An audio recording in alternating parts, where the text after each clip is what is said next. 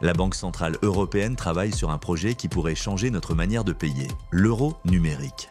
Officiellement, il ne remplacera pas le cash ni les cartes, mais viendra les compléter. Pourtant, beaucoup se demandent dans combien de temps va-t-il arriver? Et surtout, est-ce que ça vaut le coup?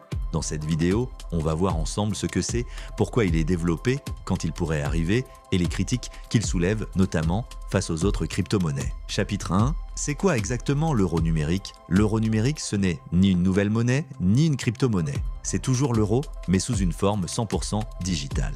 Concrètement, tu aurais un portefeuille via ta banque, un bureau de poste ou une autorité publique pour stocker tes euros numériques. Tu pourrais l'alimenter avec un virement depuis ton compte bancaire ou même en déposant du cash. Ensuite, tu pourrais utiliser ton téléphone ou une carte spéciale pour payer, de la même manière aujourd'hui avec ta carte bancaire. L'idée, c'est que tout le monde puisse y accéder, même ceux qui n'ont pas de smartphone ou pas de compte bancaire classique. Chapitre 2. Pourquoi la BCE veut lancer ça? Il y a plusieurs enjeux derrière ce projet, renforcer la souveraineté européenne. Aujourd'hui, 66% des paiements par carte dans la zone euro passent par des réseaux américains, Visa, SCA et Mastercard.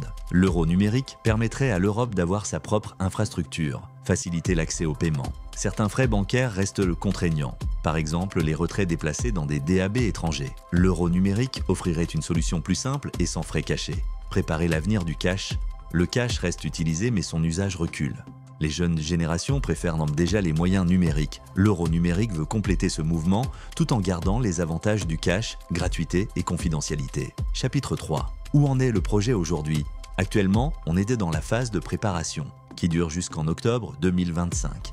Durant cette période, la BCE teste le fonctionnement dans plusieurs pays, définit les règles techniques et elle étudie la possibilité de fixer des plafonds de détention avec des montants qui pourraient aisément se situer entre 500 et 3000 euros. Cela permettrait d'éviter que l'euro numérique ne devienne un produit d'épargne et de limiter les risques pour la stabilité financière. La décision finale ne sera prise qu'après 2025, une fois le règlement voté par le Parlement européen. Résultat, pas avant 2027 ou 2028 pour que toi, citoyen européen, tu puisses l'utiliser au quotidien. Chapitre 4. Comment ça marcherait concrètement? L'euro numérique serait accessible via ton application bancaire habituelle ou via une appli officielle. Tu pourrais payer de smartphone à smartphone avec une carte dédiée ou même hors connexion, comme un billet numérique.